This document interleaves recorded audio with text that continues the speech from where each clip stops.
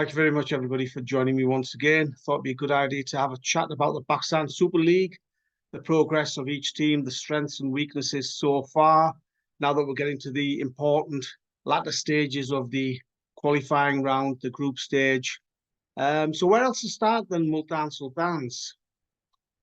Every tournament, they are consistent. They play this brand of cricket that you know what to expect from them, but very few teams can actually stop them.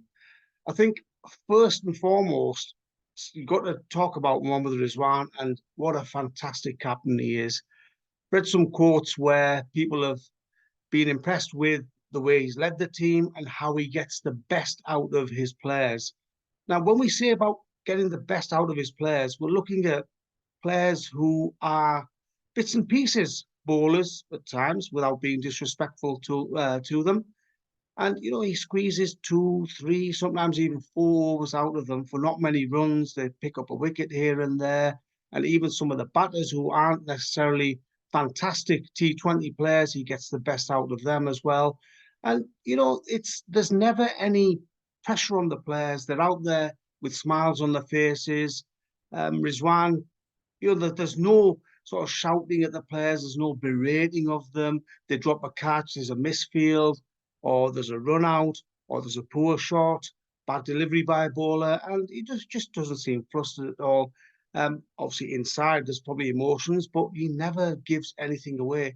He's like one of those chess players who, you know, they give nothing away with their facial expressions. All he does is smile, thumbs up, pat on the back, get on with the next delivery. So he deserves a lot of praise and credit, not only for his captaincy, but also for his batting and, of course, his wicket keeping.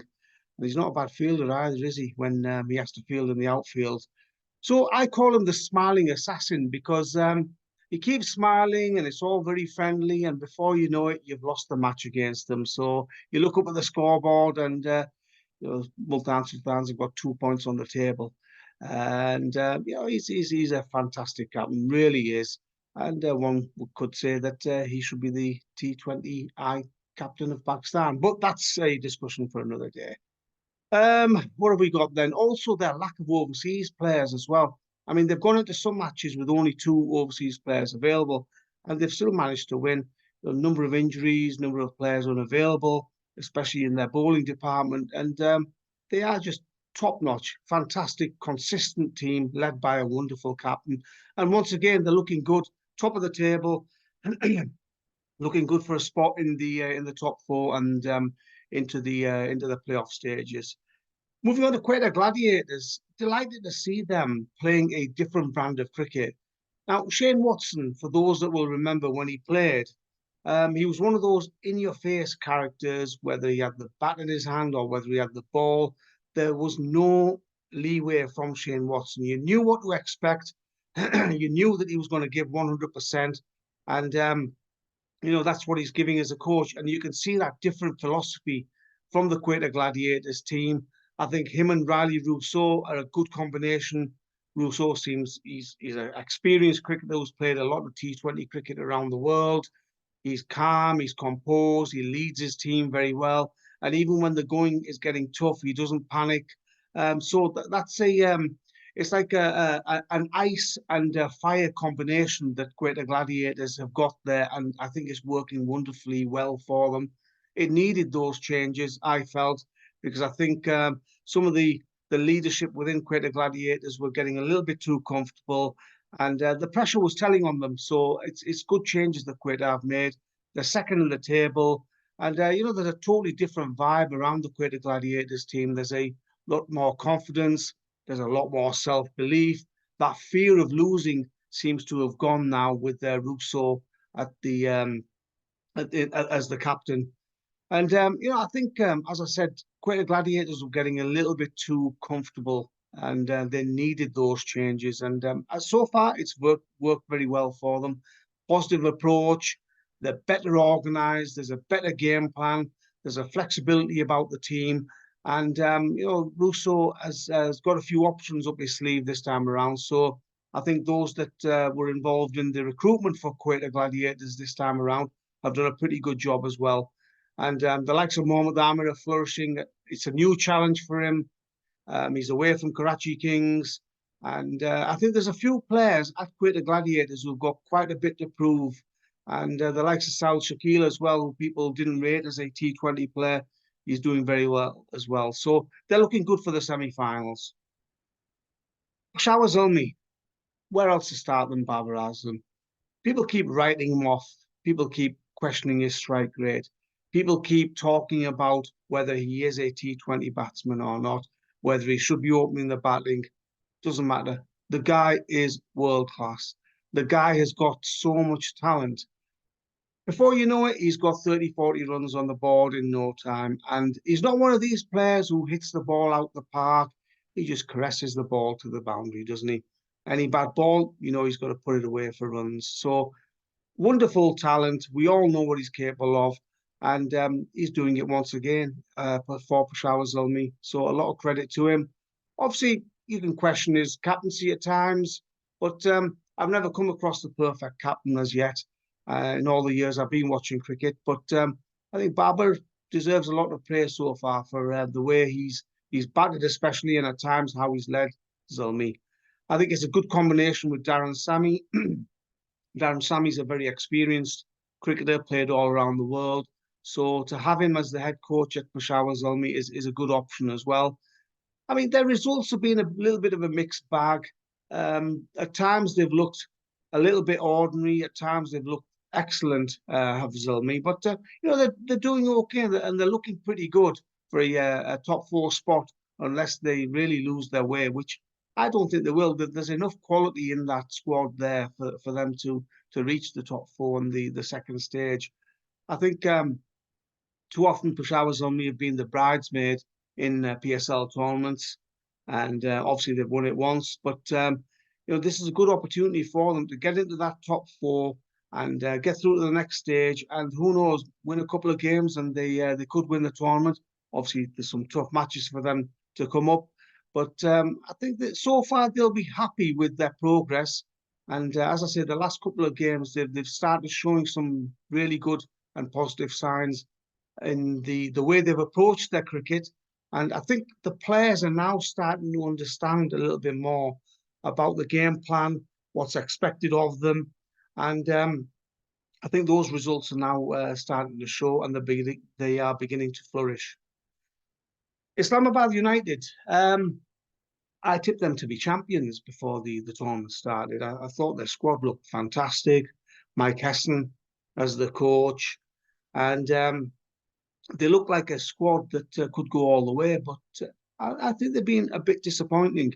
I mean, they're sitting fourth place in the table at the moment, and I'm sure Mike Heston will be disappointed with some of the performances, some of the team performances, some of the decision making, and I think he'll do the proverbial kick up the backside of some of these players, because I think some of the players in that squad are going through the motions.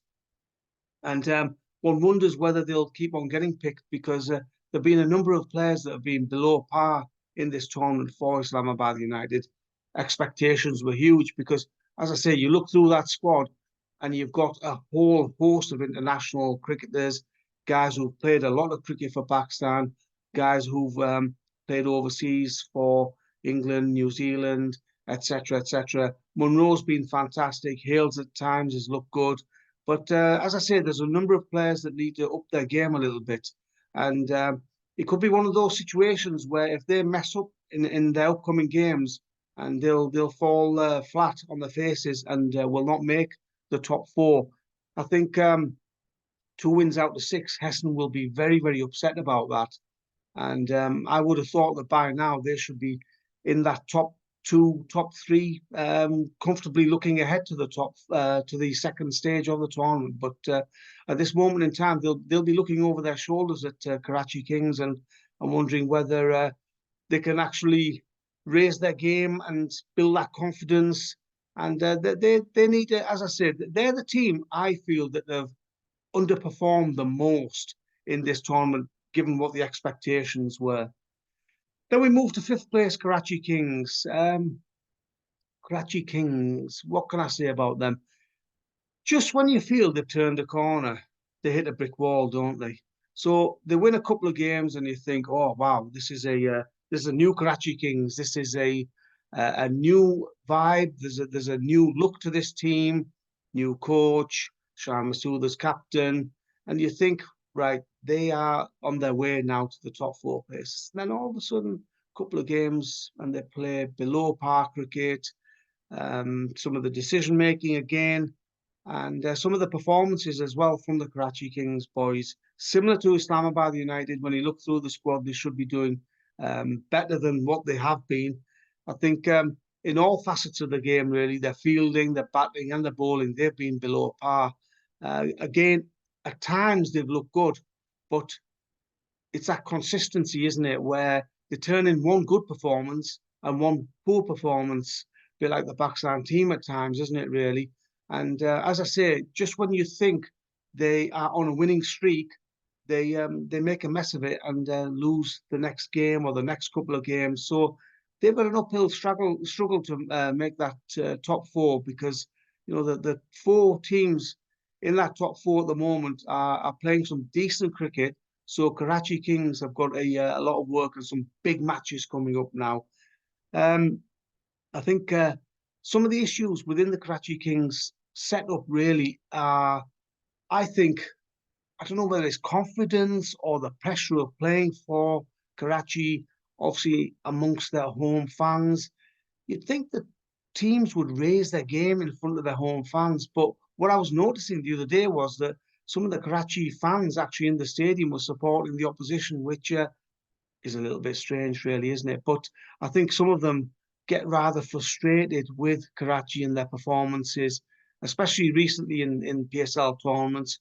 But, the opportunity is there. They're not down and out. And as I say, if they raise their game, they can make the top four. And then who knows? Anything is possible once you make that second stage. Last but not least, Lahore Qalandars. Sorry, Lahore Qalandars fans, but I've got to say it how it is. What a mess. Absolute disaster. 1 point in 7 games. That 1 point came due to the rain. So thank you, rain, for giving Lahore Qalandars their first point. If somebody had said to me that they wouldn't have won a game in 7 matches, I would have said, you must be mad. These guys are 2 times winners. They could win a hat-trick of tournaments this time around. But it's all gone horribly wrong, hasn't it? We start with Rashid Khan. He was their main bowler, wasn't he? Yeah, we talk about Shaheen Shafi, Zaman Khan, Haris Rauf, and those guys. But Rashid Khan was the man who held it together, especially in those middle overs, by putting a block on the opposition runs, by taking important wickets. They've missed him badly, haven't they? Any team would miss him, but when you lose a player of that caliber, it's difficult, but that's when you expect the others to step up. Unfortunately, that's not happened. I think Shaheen Shafi has shown signs of some decent form. Haris Rauf, unluckily, has got injured. But even before he got injured, he was struggling with the ball. His run rate and his stats weren't great, were they? Zaman Khan, I'm just wondering whether this time around that that surprise factor has gone now. People know what he's going to bowl. People know what he's going to do with those slow Yorkers and those slow deliveries at the end of the innings. So and those slow bouncers as well. So I think sometimes maybe the element of surprise goes and bowlers get found out at times. I hope that's not the case, because I think Zaman's a fine bowler. Shaheen's captaincy hasn't been great. I think he's been found wanting as captain. The selection of players has been a little bit up and down. We look at Abdullah Shafiq, picked, then not picked. And whilst Farhan has scored runs, I think some of the other batters have struggled. And it's just been a bit of a mess, hasn't it? And the pressure is really on them now. Akid Javed spoke the other day saying that he still believes that they can qualify for the semi-finals and make it to the second stage. I highly doubt it. I don't think they can. And I think it might be a case of thinking ahead, planning for the next PSL, unfortunately for Lahore Qalandars. I like Lahore Qalandars. I think their fan base is huge, and Gaddafi Stadium is a fantastic place to watch cricket. But unfortunately, I think this time around, Qalandars, not good enough. few general things about the Pakistan Super League that I've noticed so far. Standard of fielding, um, whether it's youngsters, whether it's players who've been around for a while, and whether it's international cricketers for Pakistan, the standard of fielding has been by and large poor. Now, you can blame the outfields, but this time around, the outfields are fantastic. The way the ground staff have prepared the outfields, there's no excuse. I just think players don't take enough time in working on the fielding, and that is then shown because it's high pressure games, big crowds, and mistake after mistake in the field is just not good enough.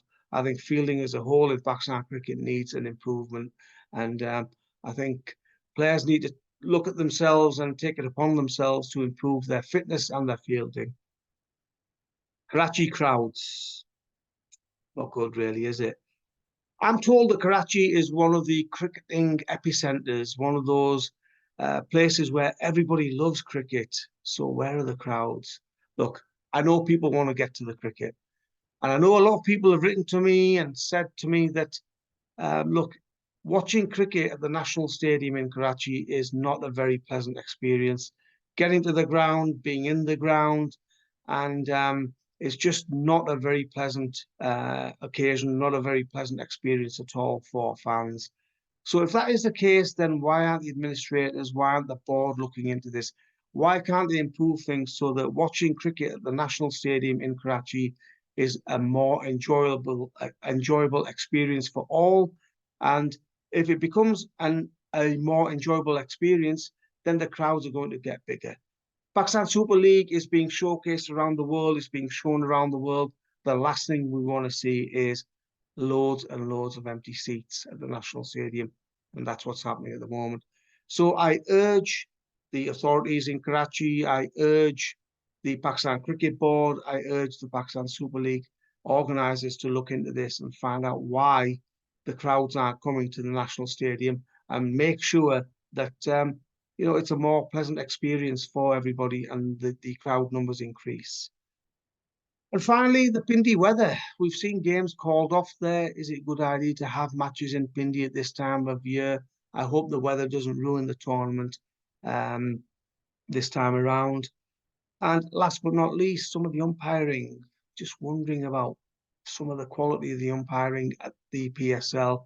I think some of the umpires really need to step up and improve their decision making, because we've seen a couple of times where there's been some pretty horrendous decisions. Last thing we want to see is umpiring changing the course of a game. So come on, umpires, lift your spirits, raise your game, and hopefully we won't have any more umpiring controversies. Overall, I've enjoyed the tournament so far. I think the best is yet to come. We're getting to the important stages, the latter stages of the group stage, and I'm hoping that there's some fantastic cricket to come and some great matches. Thanks very much for watching. Take care. Thank you.